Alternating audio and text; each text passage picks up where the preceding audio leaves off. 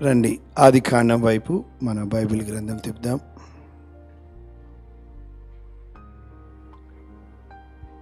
ఆదికాండంలో అన్నిటికీ ఆరంభాలను చూస్తాం. ఆది కాండం అంటే అన్నిటికీ ప్రారంభం, అన్నిటికీ ఆరంభాలను చూస్తాం. మొదటి అధ్యాయంలో దేవుడు సృష్టి ఎలా కలుగజేశాడో మనం చూస్తాం. అదే మొదటి అధ్యాయంలో కొంత మానవుల గురించి ఉన్నప్పటికీ రెండవ అధ్యాయంలో చాలా వివరంగా రాశాడు, పరిశుద్ధాత్మ దేవుడు రాయించాడు.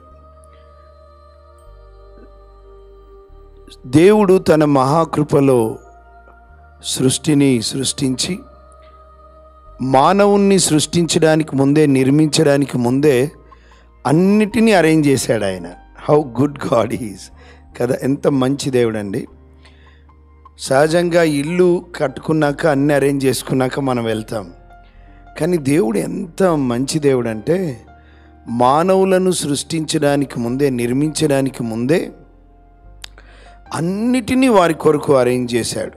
చక్కగా అన్నిటినీ అరేంజ్ చేసి తర్వాత ఆదాముని నిర్మించాడు. ఆదాము నుండి హవ్వను తీసుకొని వచ్చాడు. సో రెండవ అధ్యాయంలో ఆ మొట్టమొదటి వివాహం కూడా చూస్తాం. ఎవరో అన్నారు, ఆదాముకి మంచి గాఢ నిద్ర కలగజేసి అండ్ పక్కటెంక తీసి దేవుడు హవ్వను నిర్మించి అన్నాడంటే, Adam Adam she your madam, ఈమెని మేడం, ఇంకా షీఈ్ యువర్ వైఫ్. అండ్ మొట్టమొదటి వివాహం దేవుడే ఆ వివాహానికి కర్తగా ఉన్నాడు. ఇరు పక్షాల కుటుంబాలకు ఇద్దరికీ ఆయన అయి ఉన్నాడు. దేవదూతలు, కెరూబులు, సెరూపులు అందరూ చూస్తుంటుండగా మొట్టమొదటి వివాహం జరిగించాడు. అండ్ మొట్టమొదటి కవిత లేకపోతే పాట కూడా చూస్తాం మనం ఆదికాండంలో. ఆదాము హవ్వను చూసినప్పుడు ఆయన ఒక డ్యూయట్ సాంగ్ పాడతాడు. ఏంటి ఆ సాంగ్ అంటాడు, నా ఎముకలలో ఒక ఎముక, నా మాంసంలో మాంసం.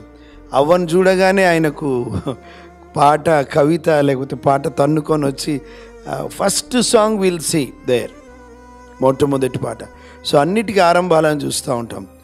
మూడవ అధ్యాయంలో చక్కగా దేవుడు తన ప్రజల్ని రావడము, కలవడము, చక్కగా ప్రేమలో ఉండడము చూసి ఓర్వలేక సాతానుడు వారి మధ్యలో ఒక అగాధాన్ని లేకపోతే ఆ సహవాసాన్ని చెడగొట్టడం మూడవ అధ్యాయంలో చూస్తాం.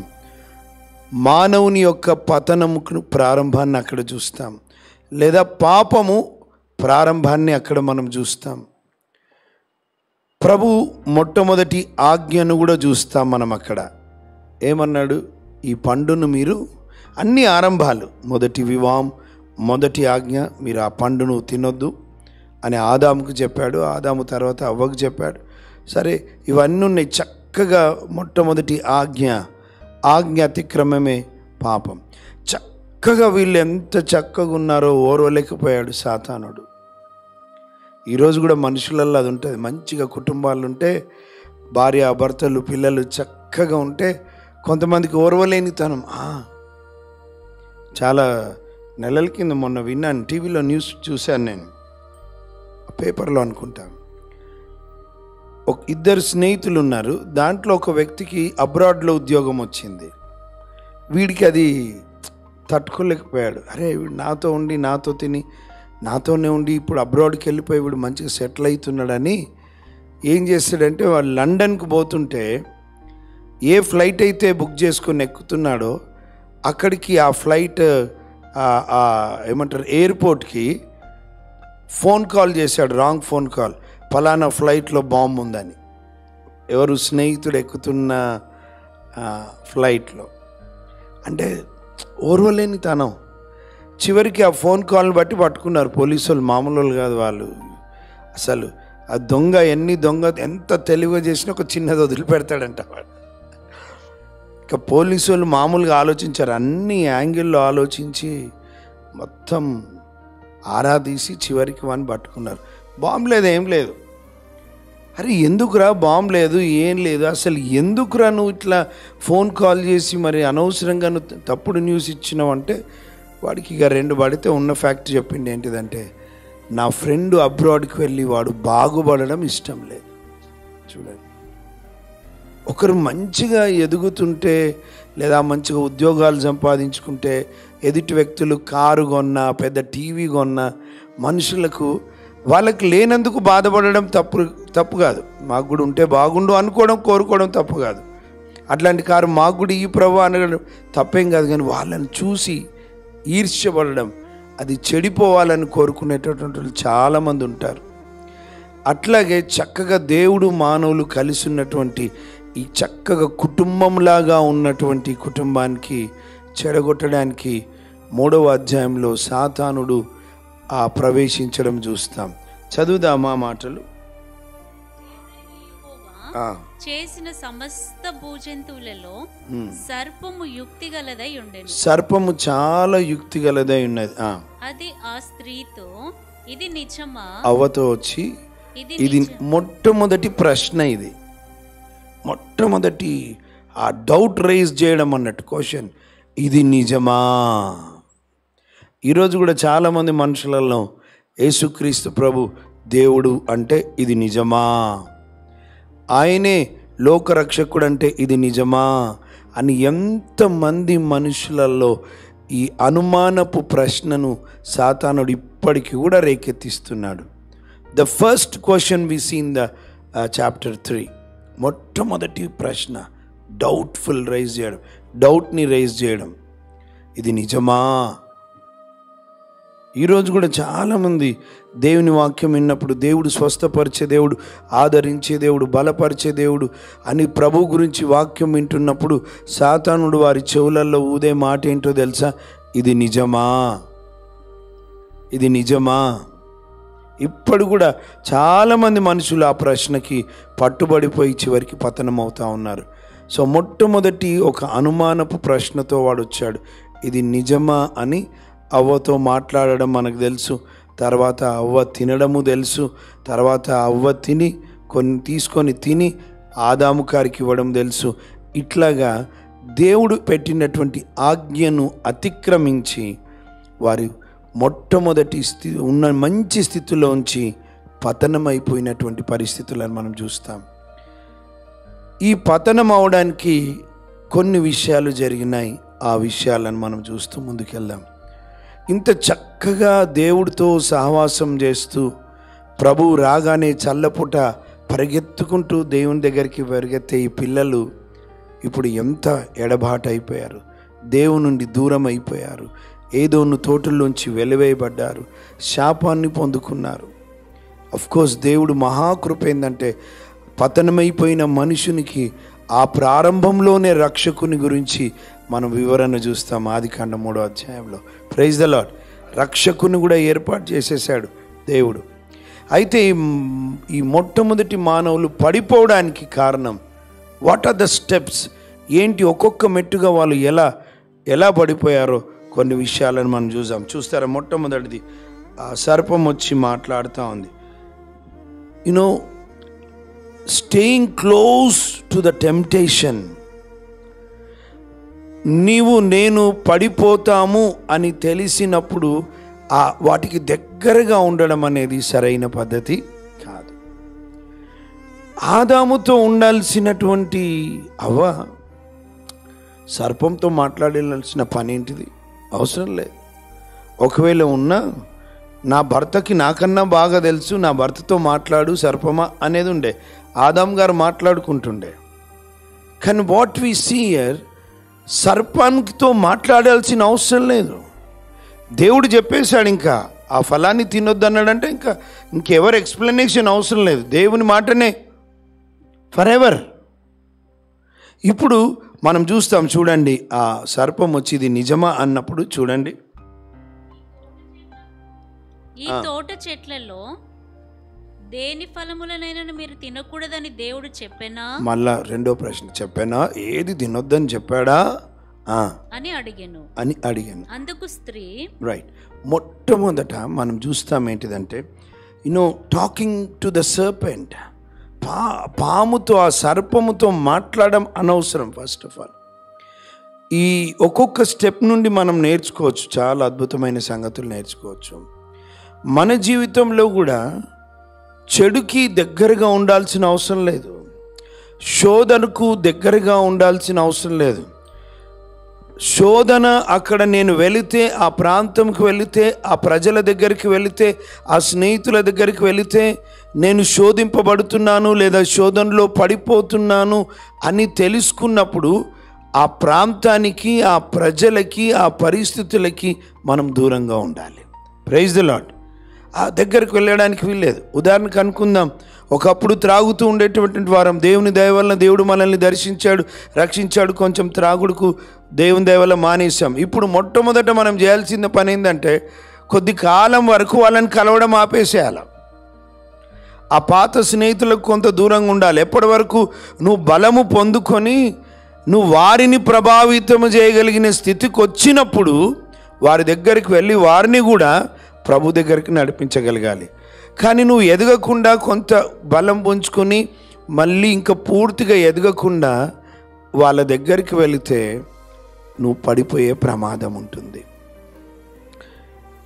ఈ ప్రాంతానికి వెళితే, ఈ ప్రజల దగ్గరికి వెళితే, ఈ స్నేహితులను కలిస్తే నా మాట మారిపోతుంది, నా చూపు మారిపోతుంది, నా ఆలోచన విధానం మారిపోతుంది అని ఒకవేళ నీకు తెలుస్తుంటే అటువంటి వారికి నువ్వు దూరంగా ఉండాలి.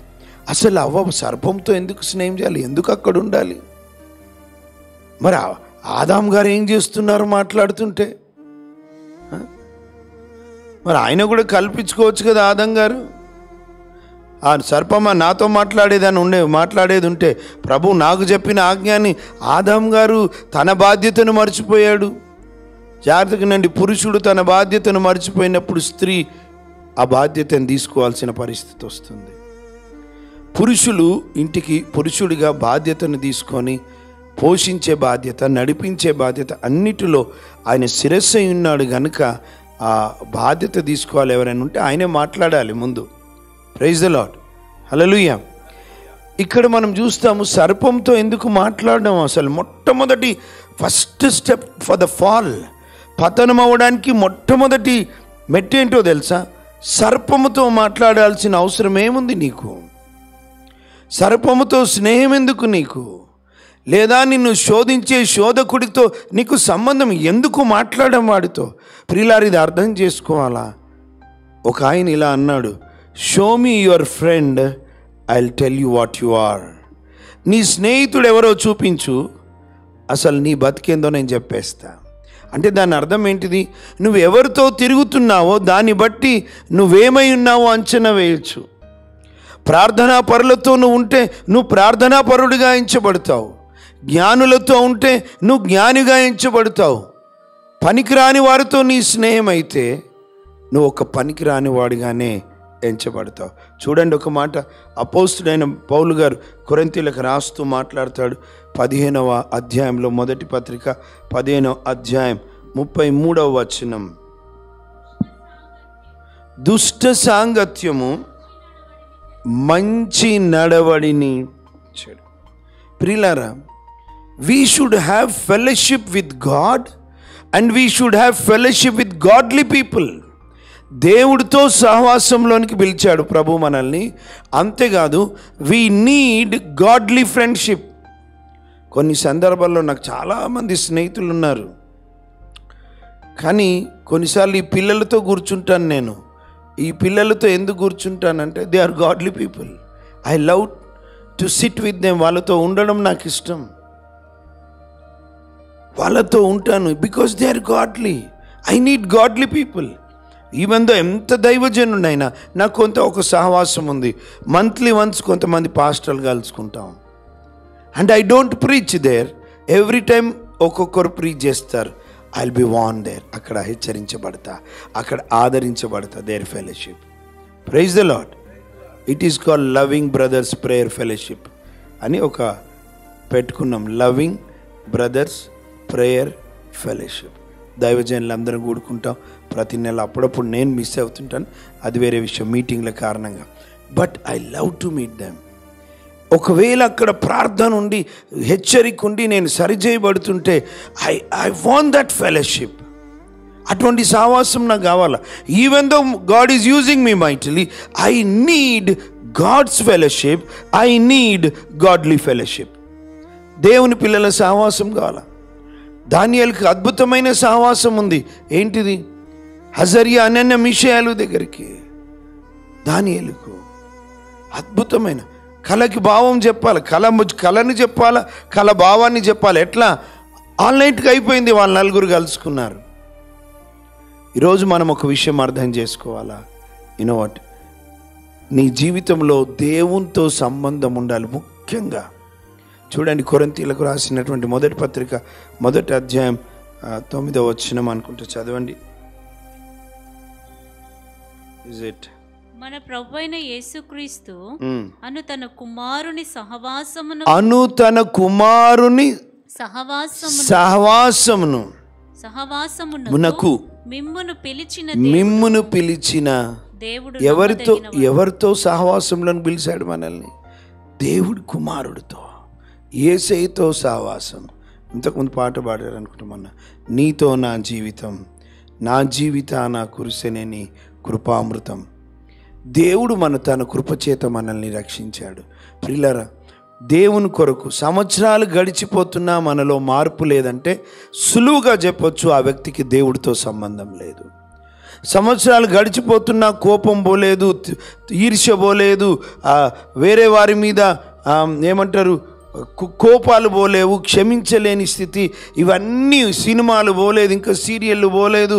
లేదా అప్పుడు 15 సంవత్సరాల కింద 20 సంవత్సరాల కింద ఎట్లున్నాడో ఇప్పుడు కూడా ఆ మనిషి అదే రీతిగా ఉన్నాడంటే మత సంబంధంగా ఉన్నాడు కానీ ఆత్మీయమైన మనిషిగా మారట్లేదు.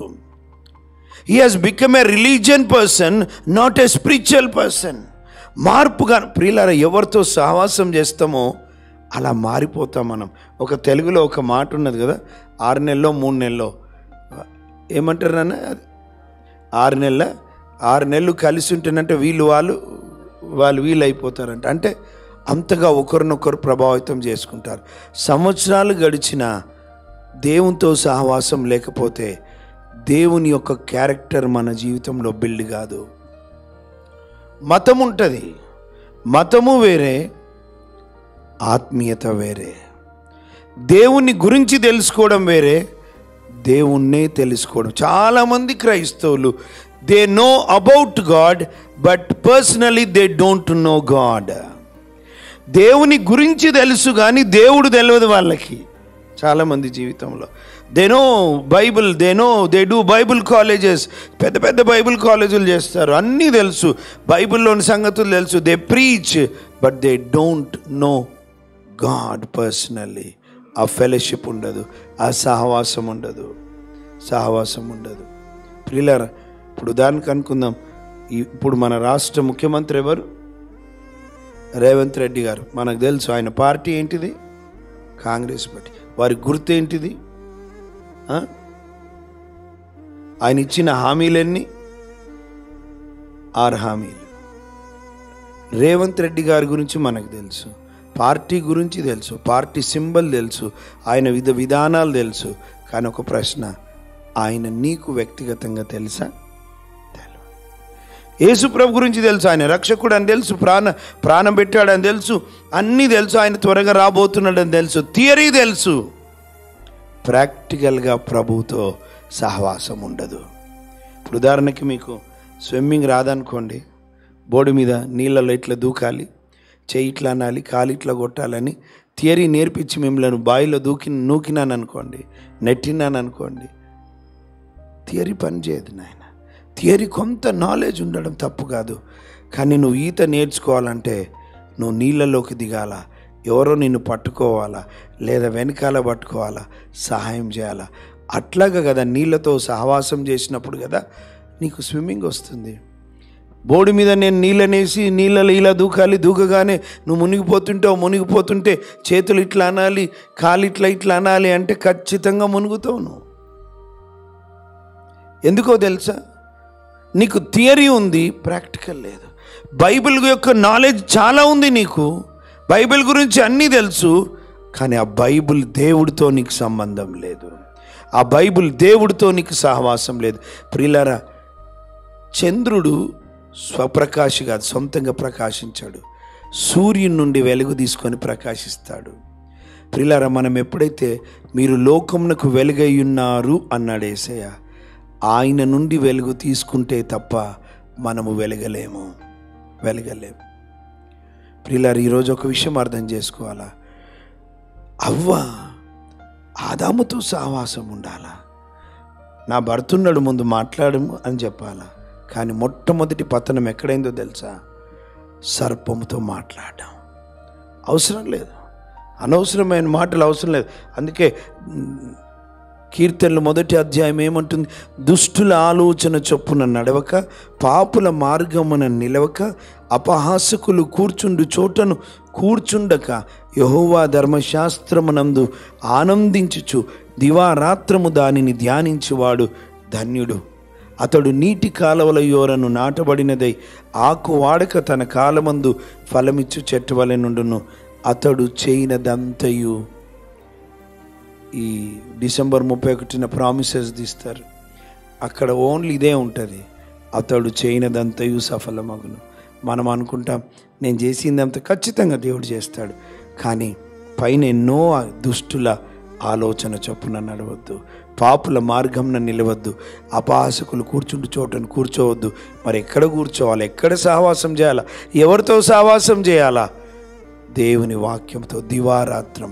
ప్రియులారా, వాక్యముతో సహవాసం చేస్తున్న వ్యక్తి అర్థం చేసుకోవాలి, సిన్సియర్గా నిజాయితీగా దేవుని వాక్యంతో కూర్చున్నటువంటి వ్యక్తి దేవుడితోనే కూర్చుంటున్నాడన్న సంగతి అర్థం చేసుకోవాలి. మామూలుగా ఒక పుస్తకంలాగా చదివితే నీకేం అర్థం కాదు, ఒక పేపర్ చదివినట్టుగా చదివితే అర్థం కాదు. ఆది యందు వాక్యం ఉండెను, వాక్యము దేవుని యొద్ద ఉండెను, వాక్యము దేవుడై ఉండెను అన్న భయముతో, భక్తితో, ప్రేమతో నాతో మాట్లాడు ప్రభువా అని ఆయనతో సహవాసము చేస్తే ప్రియులారా మన జీవితాలు మారిపోతాయి. Praise the lord.